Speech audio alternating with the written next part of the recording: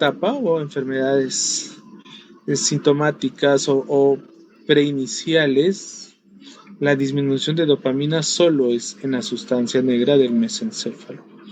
A medida que va progresando, vemos que se afecta todo este circuito nigroestriatal hasta después aparecer síntomas cognitivos como demencia y depresión, porque todo el circuito se ha alterado porque hay un déficit importante de dopamina. Entonces, ¿cuáles son los riesgos asociados cuando sospechar en un paciente que tenga Parkinson? Hay Parkinson de tipo hereditario que se asocia a personas jóvenes, a familias con Parkinson, y hay una alteración de un gen que se llama PARX, y tenemos los pacientes más jóvenes hasta 20-25 años con Parkinson en esta forma autosómica dominante.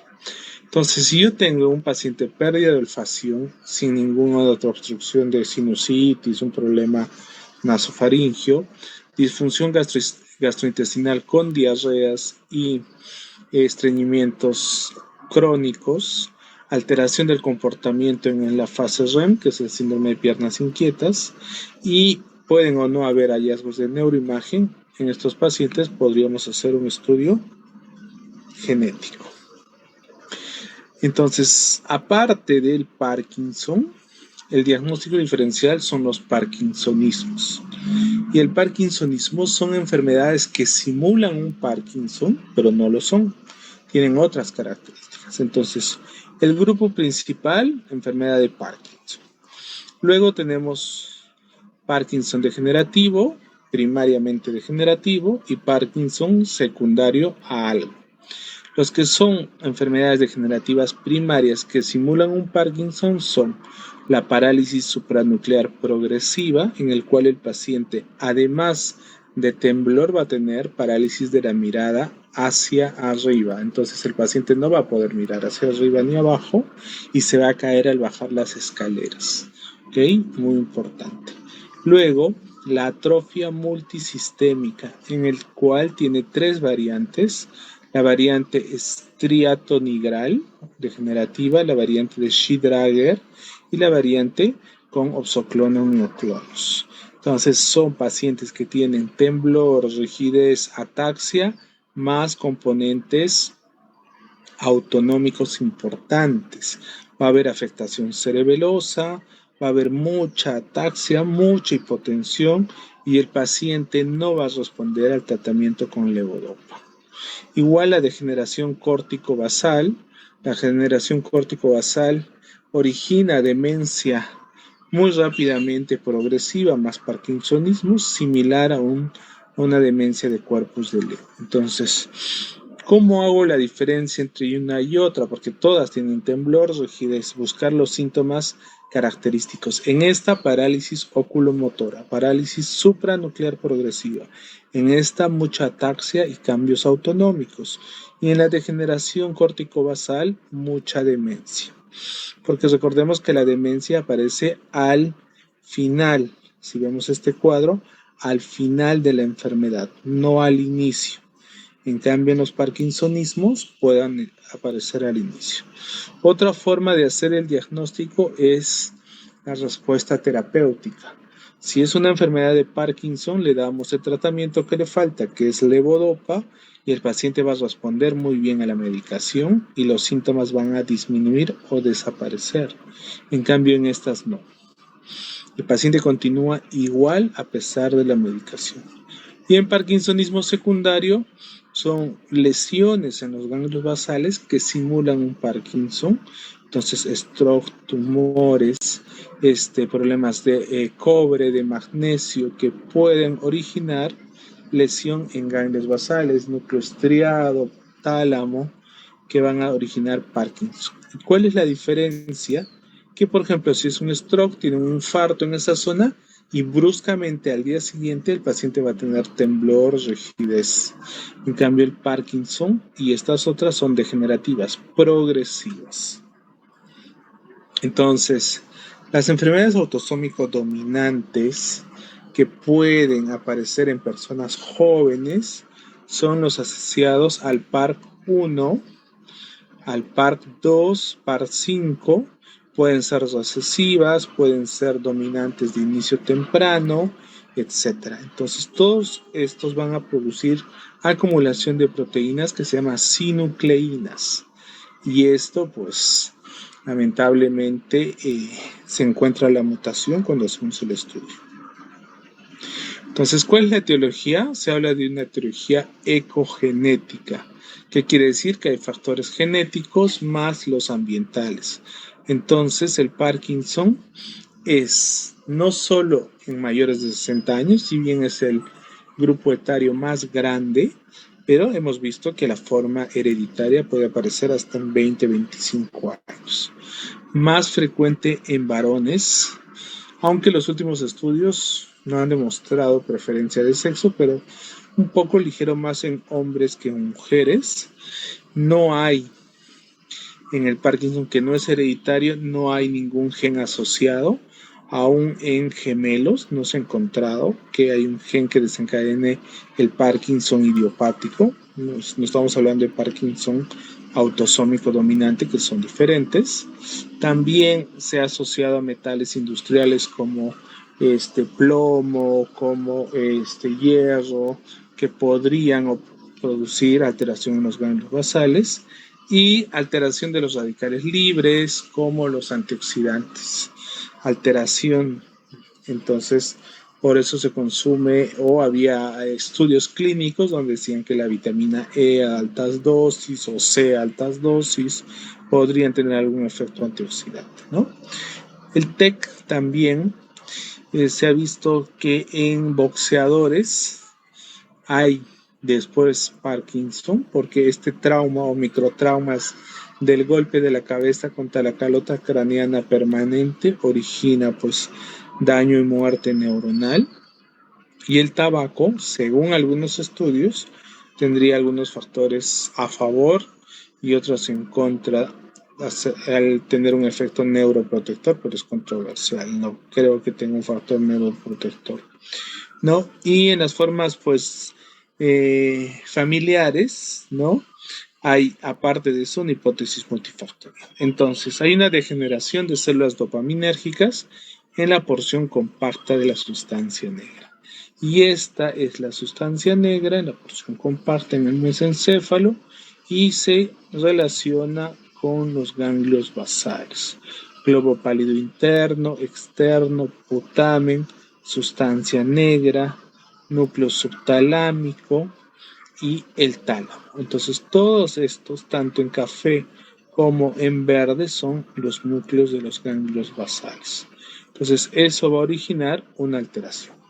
Y puede haber conexión o no con el cerebelo. En la enfermedad de Parkinson como tal, no hay conexión con cerebelo, pero en los parkinsonismos sí.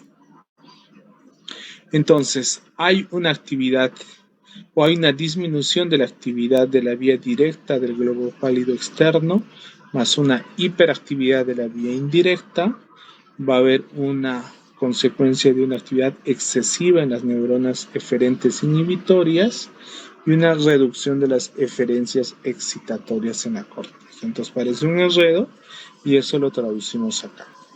Entonces, en este circuito de ganglios basales tenemos la corteza de asociación y la corteza premotora, que son las áreas de Brodmann 4, 6 del área frontal. Entonces, ahí me permite ver y tener movimiento motor de nuestro cuerpo. La sustancia negra, hemos dicho, en el mesencéfalo, entonces, da un estímulo excitatorio hacia el caudado y también de la corteza de asociación. Los dos positivos se anulan y viene un estímulo inhibitorio hacia el globo pálido. Como hay menos respuesta, ¿qué va a hacer el globo pálido? Va a producir un aumento excesivo de la excitación y va a producir que el tálamo se exprese menos y por tanto hay menos excitación y la corteza premotora va a originar temblor, rigidez, movimientos involuntarios. Estas son las áreas corticales implicadas en el movimiento, entonces son las áreas premotoras, el área suplementaria motora, la corteza somatosensorial y la corteza motora. Entonces, 4 y 6 del área de Brodmann están implicadas en nuestro movimiento. Entonces, esta corteza que va a producir inhibición va a producir movimiento extrapiramidal. Entonces, veamos otra vez la corteza motora primaria en la cisura de Rolando, la corteza premotora y el área suplementaria. Son las tres áreas implicadas en los movimientos, ¿ok? En la neurofisiología de nuestro movimiento, en la capacidad de precisión para coger un lápiz, para meter la llave y poder abrir una puerta, en fin, ¿no? Y eso se altera, entonces el paciente pierde el control voluntario de su movimiento. Entonces, las proyecciones de la corteza, los ganglios basales hacia el área suplementaria y el cerebelo hacia el área premotora en los síndromes extrapiramidales, diferentes o en los parkinsonismos. Entonces, para que el paciente evidencie temblor o rigidez, se dice que ha muerto el 60-80% de las neuronas de la sustancia negra y hay una reducción del 90% de la dopamina en este circuito nigroestriatal. Entonces, necesitamos suplir esta deficiencia de dopamina con medicación. Entonces, los aspectos van a ser que haber un daño neuronal, una transmisión sináptica alterada, cambios en esta membrana postsináptica, una pérdida de los receptores de dopamina D2, son muy importantes en la fisiopatología del Parkinson, y cambios en el estriado que aumenta la susceptibilidad de estos receptores D1 y D2 postsinápticos. Es importante entender esto porque los medicamentos van a ser agonistas del receptor D2 dopaminérgico, lo que queremos que se una mejor la dopamina con este receptor D2. Entonces, ¿cuál es el cuadro clínico? A ver, pródromos y los síntomas motores y no motores. ¿Ok? Entre los pródromos tenemos que el comienzo es insidioso, lento, y los signos que los familiares inicialmente perciben, puede haber irritabilidad, ansiedad, dificultad para dormir, voz monótona y el timbre es apagado, es decir, tiene una voz sin cambios de variación en el tono. La facies es inexpresiva y apática, son facies completamente planas, sin ningún sentimiento, o no expresan sentimiento, y los síntomas cardinales para el diagnóstico van a ser bradicinesia, rigidez, inestabilidad postural y el reposo.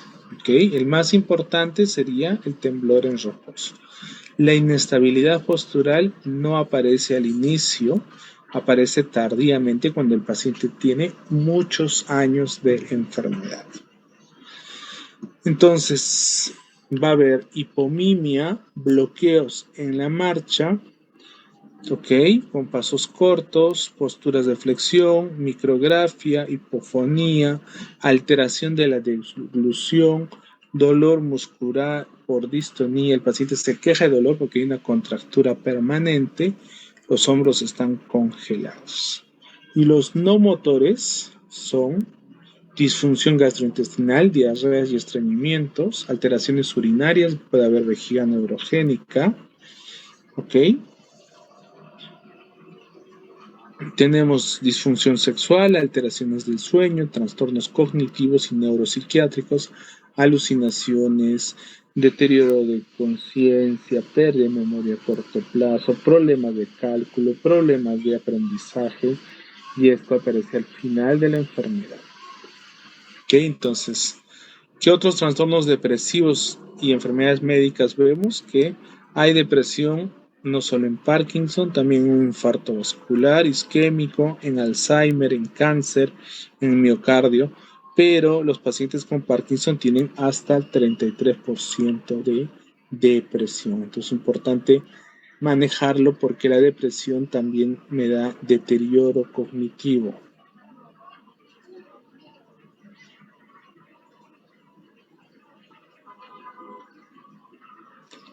Este es el circuito de las vías serotoninérgicas. Hay varios circuitos en nuestro cerebro. Por ejemplo, este es de la vía de la serotonina. Ustedes saben que la serotonina da la sensación de placer, de bienestar, y cuando esto se altera, pues da depresión. Por eso que nosotros tratamos con medicamentos que van a ser antagonistas de los IRS, inhibidores de la recaptación de serotonina, es decir, medicamentos que potencien más tiempo la serotonina en la unión neuromuscular para que haya más sensación de bienestar. Y este circuito también empieza en el núcleo dorsal del mesencéfalo, cerca al circuito nigroestriatal, y va hacia el hipotálamo, hacia la amígdala, que dan las emociones, va hacia el tálamo y al sistema límbico. Entonces ven acá que esta parte de la fisiopatología del Parkinson. No solo el Parkinson, de la mayoría de degenerativas, porque en Alzheimer también se altera este circuito. Otro circuito alterado es el noradrenérgico. Las neuronas noradrenérgicas tienen proyecciones hacia el cerebelo, tienen proyecciones hacia el hipocampo, hacia el tálamo, hacia la circunvolución del cíngulo, hacia el tallo cerebral. Entonces, la noradrenalina también tiene que ver con el estado de ánimo, además con el sueño y con el estado de alerta.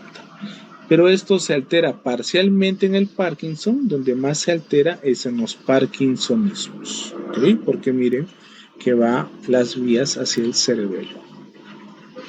Entonces, la serotonina va a producir control de ansiedad, alteraciones en el humor, sexo, apetito y depresión, control de impulsividad. La noradrenalina igual tiene que ver en la ansiedad, irritabilidad, en el interés por hacer las cosas, en la motivación, y la dopamina en el impulso, igual motivación. Entonces, son los tres neurotransmisores implicados en la mayoría de las enfermedades degenerativas y en las extrapiramidales o con trastornos de movimiento. De estas, en el Parkinson, la principal es dopamina, pero no quiere decir que las otras dos también se afecten, por eso debemos tratarlas. Entonces, en los estudios que se ha hecho, ya desde el 2008 se viene investigando y ya tenemos claro que la disfunción cortical premotora va a originar la depresión en el Parkinson. Por eso que cuando hacemos un PET que mide metabolismo, vemos que esa zona cortical está más afectada. ¿Okay? Hay déficit de serotonina. Y la estimulación transcraneal en pacientes con Parkinson y depresión ha demostrado que se produce más liberación de serotonina y el paciente mejora tanto sus síntomas motores como los no motores. Entonces, se ha demostrado y sabemos perfectamente que esos tres neurotransmisores están implicados en el Parkinson. Entonces, como ya sabemos la fisiopatología, ya sabemos los síntomas, veamos cuál es el tratamiento. El tratamiento está basado idealmente en un tratamiento neuroprotector que debería ser dado desde la fase presintomática de la enfermedad. Pero nunca identificamos a un paciente con Parkinson que tenga solo problemas de olfacción o solo piernas inquietas o solo cambios depresivos, porque todos llegan con los síntomas motores, es decir, cuando tiemblan, están rígidos o están lentos. Entonces, el tratamiento y el de elección y el gol estándar es la levodopa, porque la levodopa se va a convertir en dopamina, que es la sustancia que falta. Entonces, el problema es que el uso crónico de levodopa va a originar que estos receptores D2 disminuyan o hayan tolerancia y cada vez vamos a requerir más dosis de levodopa. Entonces, en los primeros 5 años de tratamiento, nosotros le damos la levodopa y se llama periodo de luna de miel, donde el paciente está estable, incluso sin síntomas, sin temblor, sin rigidez, porque tiene los suficientes receptores de dopamina que se unen a la levodopa y controlan la enfermedad. Pero a medida que pasan los años, la enfermedad es degenerativa, hay más muerte de neuronas, menos receptores y la levodopa produce complicaciones.